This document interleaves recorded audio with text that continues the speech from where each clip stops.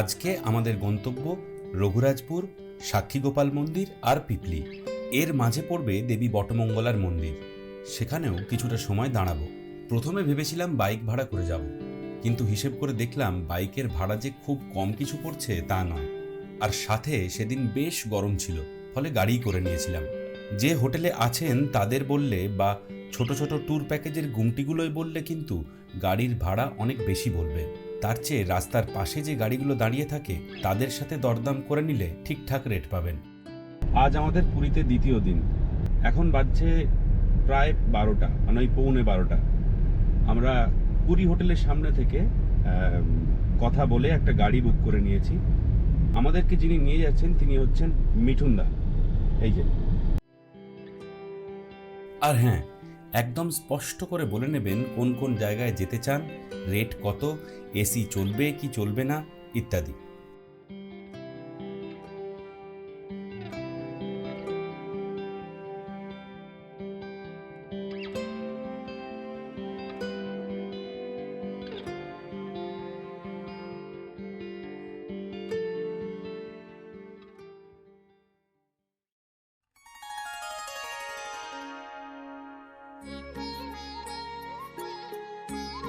বটমঙ্গলা মন্দির হল দেবী মঙ্গলাকে উৎসর্গ করা একটি মন্দির। মন্দিরটি পুরী থেকে 7 কিলোমিটার দূরে অবস্থিত।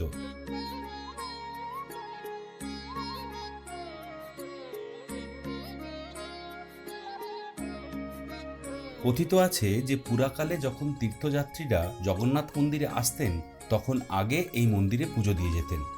পৌরাণিক কাহিনী অনুসারে বিশ্বাস করা হয় যে রাজা ইন্দ্রদুম্ন শ্রী জগন্নাথ মন্দিরকে পবিত্র বলে ঘোষণা করার উদ্দেশ্যে স্বর্গে ভগবান ব্রহ্মার নিকট গিয়েছিলেন এবং আনুষ্ঠানিক রীতিরেওয়াজ পালনের জন্য তাকে পৃথিবীতে নেমে আসার আমন্ত্রণ জানিয়েছিলেন। রাজা ইন্দ্রদুম্ন এবং ভগবান ব্রহ্মা যখন পৃথিবীতে অবতরণ করেন তখন তারা পুরীর পথ হারিয়ে ফেলেছিলেন, আর সেই সময় মা বটমঙ্গলা তাদের রাস্তা দেখিয়ে গন্তব্যের দিকে নিয়ে গিয়েছিলেন।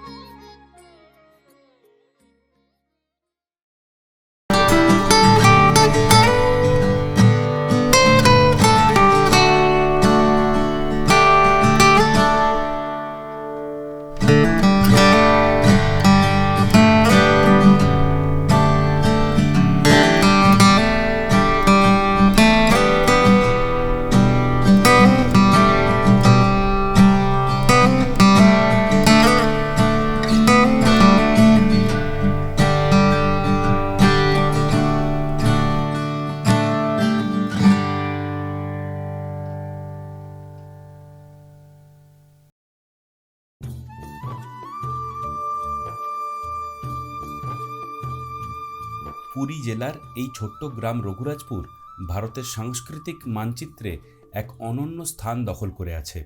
এই পটচিত্রের ইতিহাস কিন্তু বহু পুরনো। কথিত আছে খ্রিস্টপূর্ব 5 সালে ভার্গবী নদীর তীরে প্রথম এই শিল্পকলার বিকাশ হয়েছিল। রঘুরাজপুর তার বিখ্যাত পটচিত্রের জন্য পরিচিত হওয়ার পাশাপাশি কিংবদন্তি ওডিসি নৃত্যশিল্পী কেলুচরণ মহাপাত্র এবং গোটিপুয়া নৃত্যশিল্পী মাগনী দাসের জন্মস্থান হিসাবেও বিখ্যাত। 2000 সালে ওয়ার্ল্ড হেরিটেজ তকমা পাওয়া এই গ্রামটির বেশিরভাগ বাড়ির বাইরের দেওয়ালে রামায়ণ এবং মহাভারতের পৌরাণিক দৃশ্যের মুরাল চিত্র আঁকা আছে। এই গ্রামের মূল শিল্প হলো পটচিত্র। তবে এই পটচিত্র ছাড়াও ইদানিং অনেকে বিভিন্ন ধরনের হস্তশিল্প, যেমন তালপাতার ওপর খোদাই করা, পাথরের খোদাই করা, পেপার পাল্পের তৈরি খেলনা, মুখোশ, কাঠের খেলনা ইত্যাদি তৈরি করেন। এগুলির দামও সাধ্যের মধ্যে, দেখতেও বেশ সুন্দর। রঘুরাজপুর ভারতের একমাত্র গ্রাম যেখানে প্রতিটি পরিবারই কোনো না কোনো শিল্পের সঙ্গে নিযুক্ত রয়েছেন। এখানে শিল্প শুধুমাত্র একটি পেশা বা আবেগ নয়, এটি একটি জীবনধারা। ये हमारा जो गांव में जो वॉल पेंटिंग आप देख रहे हैं अभी, ये हमारा गांव में लॉकडाउन जब हो गया था उस टाइम में हमारा ललित कला एकेडमी एक एनजीओ है, उन्होंने 160 फैमिली को 10-10 हज़ार रुपया डोनेट किए थे। और उन्होंने एक शर्त रखा था कि सबका घर दीवार वो अपने आप सब चित्र बनाएंगे, जो बाहर का टूरिस्ट लोग आते घूम के देख सकते हैं, एंजॉय कर सकते हैं। इसलिए उस टाइम में इसको बना हुआ है।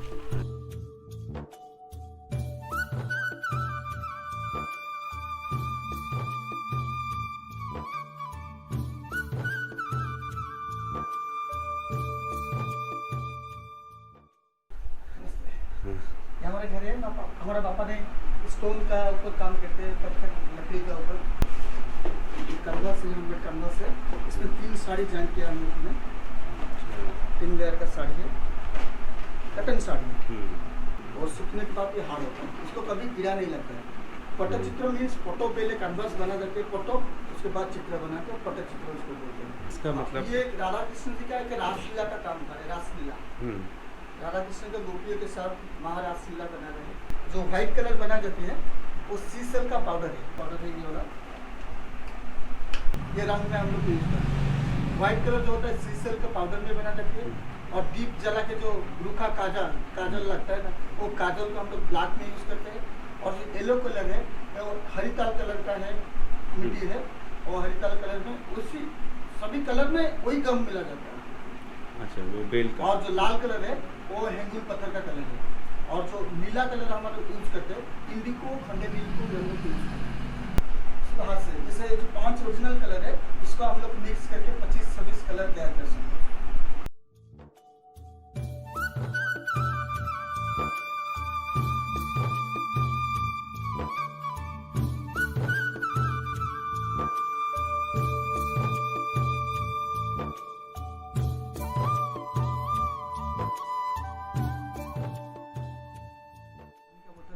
और ये काजल के साथ जो কৈবেল গাছের আঠা মিক্স হচ্ছে, কৈবেল বাঙালি থেকে কৈবেল গাছের আঠা বলে, और এটা इंग्लिश থেকে उड़ा पेड़ का इसमें काजल लगा दिया मैंने, और इसमें अभी पानी थोड़ा सा दिया, और जहाँ पे मैंने इंग्रेव किया है वो इंग्रेव के अंदर काजल भर जाएगा।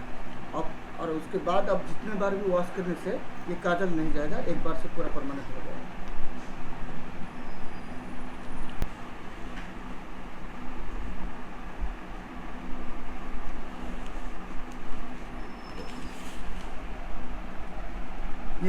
ये एक हमारे पट्टचित्र का साइड फेस का ये ट्रेडिशनल है। आपसे कोई खरीदना चाहते हैं जी सर, तो आपको अगर फोन करके वो जी मेरा नंबर ले जाएंगे, व्हाट्सएप पे आपको फोटो शेयर कर सकता हूँ, और लोग मंगाएंगे तो यहाँ से कुरियर भी हो सकता है।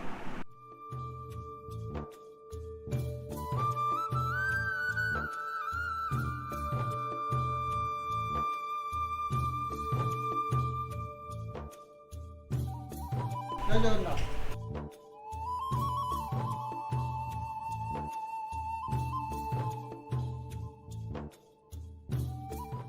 इस तरह एक 1 बार्स होती है, जो पहले हम मिट्टी में एक डाइस करके ना बार्स प्रोसेसिंग करके वो पेपर डाल के इसको निकालना पड़ती है। जब वो हो जाती है तो इसका वो फेस वगैरह सही से नहीं आती है, इसलिए काउडंग में इसको प्रोसेसिंग बनाना पड़ती है। फिर इसके ऊपर पेपर लगा के इसके ऊपर पेंटिंग बनती है। ये भी वॉशेबल रहती है, मतलब गार्डन में, बालकनी में कहाँ पे वो हैंगिंग कर सकती है। इसका कॉस्ट रहती है 250 रुपीज़ सर। পুরী ঘুরতে আসা মানুষদের মধ্যে খুব কম সংখ্যকই আসেন এই গ্রামে। অনেকেই জানেন না হয়তো, ওয়ার্ল্ড হেরিটেজ হওয়া সত্ত্বেও রঘুরাজপুর এখনও বেশ অবহেলিতই বলা চলে। শিল্পীরা অপেক্ষা করে বসে থাকেন কখন কেউ আসবেন।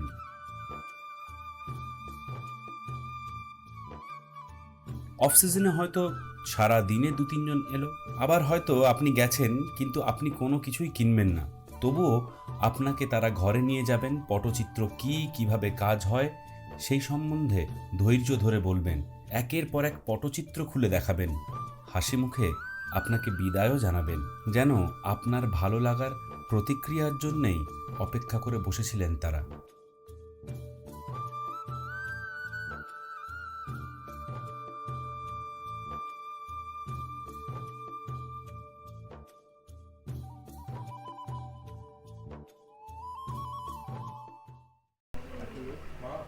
ये देखिए दूसरे कलर हो जाएगा, फिर और दूसरा चाहिए, ये नीला, ये पत्थर का, तो पानी थोड़ा दबाना पड़ेगा।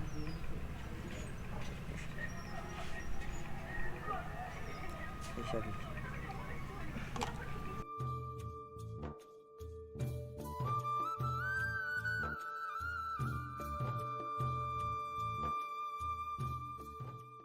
আমার ব্যক্তিগত মতামত হচ্ছে যে পুরীতে এলে, এটা কিন্তু পুরীর খুব কাছে, মানে খুব সহজেই আপনি চলে আসতে পারেন, সেটা অটো হোক, সেটা একটা গাড়ি বুকিং করে হোক, খুব সহজেই চলে আসতে পারেন। এখানে এলে কিন্তু আপনার ভালো লাগবে, এটা আমি গ্যারেন্টি দিচ্ছি। এই যে মানুষের না আসার কারণে, বা এই জায়গাটা যেহেতু খুব কম কম মানুষ আসেন এখানে। এই যে পটচিত্র থেকে মানে এখন যারা পটচিত্র বানান তাদের পরবর্তী জেনারেশন কিন্তু এখান থেকে সরে যাচ্ছে, তারা অন্যান্য পেশায় চলে যাচ্ছে। ফলে হয়তো দূর কোনো ভবিষ্যতে গিয়ে এই শিল্পটা আস্তে আস্তে উঠে যেতে পারে। হয়তো তখন থাকবে, এখন বানানো যে কাজগুলো সেগুলোই অ্যান্টিক হিসেবে তখন পাওয়া যাবে এই গ্রামে, কিন্তু শিল্পীদের সংখ্যা আর তেমন থাকবে না, হয়তো থাকবেই না এক সময়।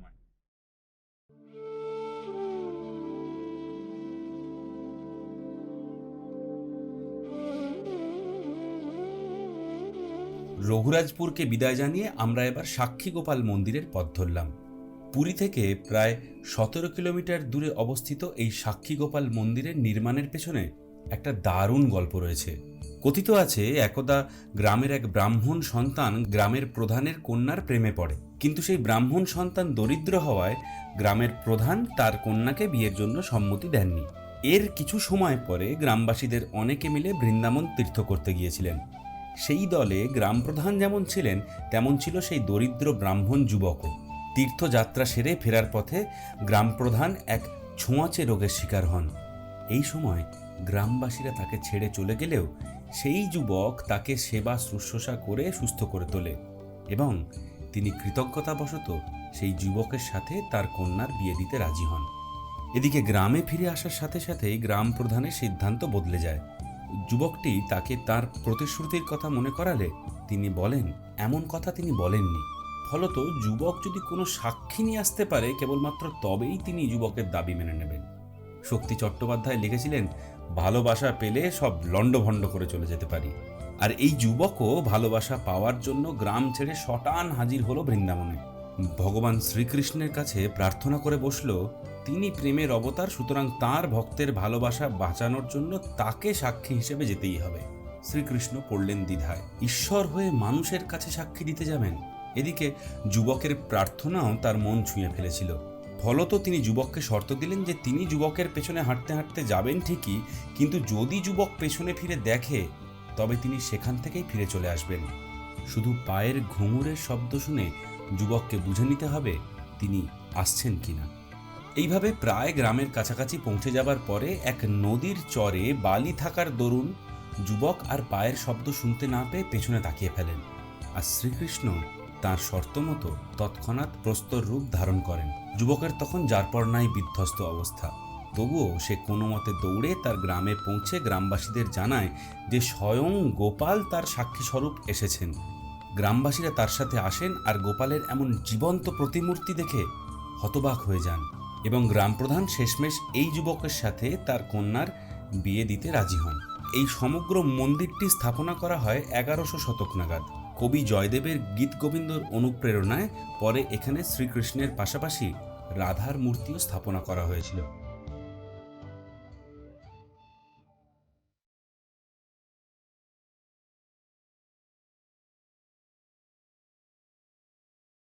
সাক্ষী গোপাল থেকে ভুবনেশ্বরমুখী রাস্তা ধরে এবার আমাদের গন্তব্য পিপলি।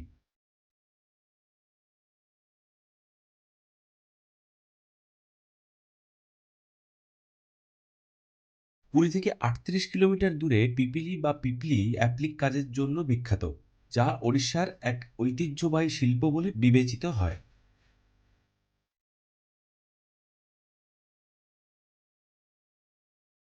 অ্যাপ্লিক হলো একটি বড় কাপড়ের ওপর ছোট ছোট কাপড়ের টুকরোকে বসিয়ে সেটিকে সেলাই করার শিল্প। 10ম শতাব্দীতে ওড়িশায় সোমবংশী রাজবংশের শাসনামলে কারিগরদের থাকার জন্য এই গ্রাম স্থাপনা করা হয়েছিল। প্রথম দিকে এখানকার কারিগররা শুধুমাত্র উৎসব উপলক্ষে ছাতা এবং শামিয়ানা তৈরি করতেন, কিন্তু শিল্পের জনপ্রিয়তার সাথে সাথে কারিগররা উপযোগী অনেক সামগ্রী তৈরি করতে শুরু করেন। পিপলির এই রঙিন কাপড়ের অ্যাপ্লিকের কাজ সম্ভবত পুরী এবং তার আশেপাশের অঞ্চলে সব থেকে সুপরিচিত হস্তশিল্প। পিপলিতে বানানো এই সব শিল্পকর্ম বার্ষিক রথযাত্রার সময় ভগবান জগন্নাথ দেব এবং তার ভাই বোনেদের রথ সাজানোর কাজেও ব্যবহার করা হয়ে থাকে।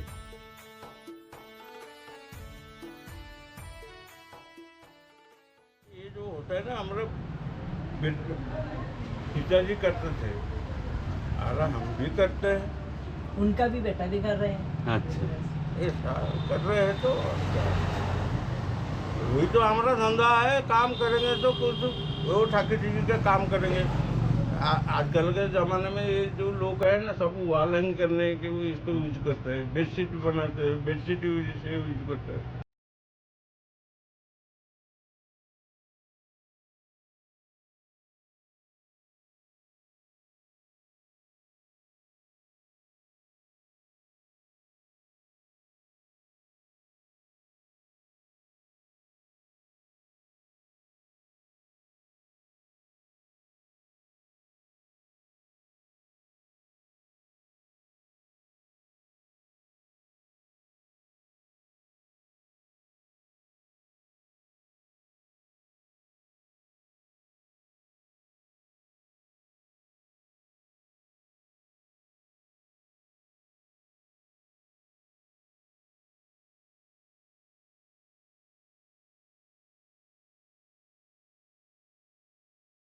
এই যে আমি পিপিতে যার বাড়ি এসেছি, অখণ্ডজি, ওনার সাথে আমার মূলত পরিচয় বোম্বেতে কাজের সূত্রে।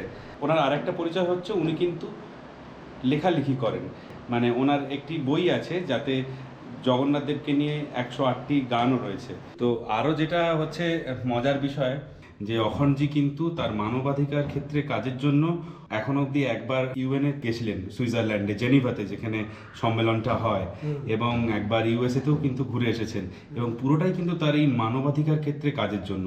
মানে উনি বাই প্রফেশন যাই হোক, উনি কিন্তু এই মানুষের জন্য কাজটা করে যাচ্ছেন, চালিয়ে যাচ্ছেন, এটাই সব থেকে বড় কথা।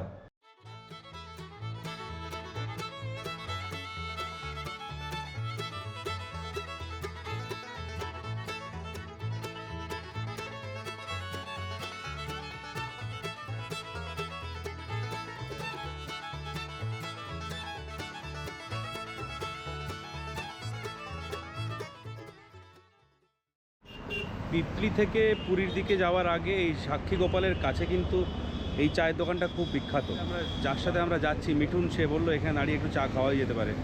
আর জেনারেলি ভুবনেশ্বর থেকে যে সমস্ত গাড়িগুলো ফেরে এই জায়গায় এসে কিন্তু তারা চা খায়, মাটির ভাঁড়ের চা এবং ঘন দুধের চা, অল্প কফি দেওয়া, খুব ভালো খেতে।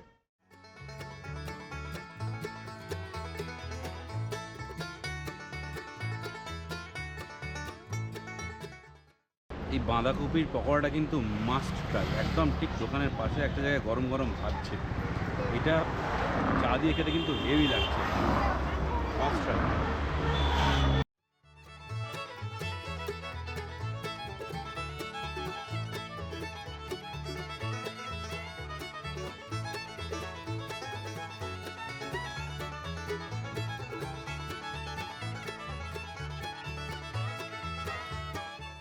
এবার আমাদের ফেরার পালা। এই ছিল আমাদের পুরীতে দ্বিতীয় দিনের ঘুরে বেড়ানো। এখন শটান হোটেলে ফিরে একটু সমুদ্রের ধারে হাওয়া খাওয়া, ব্যাস।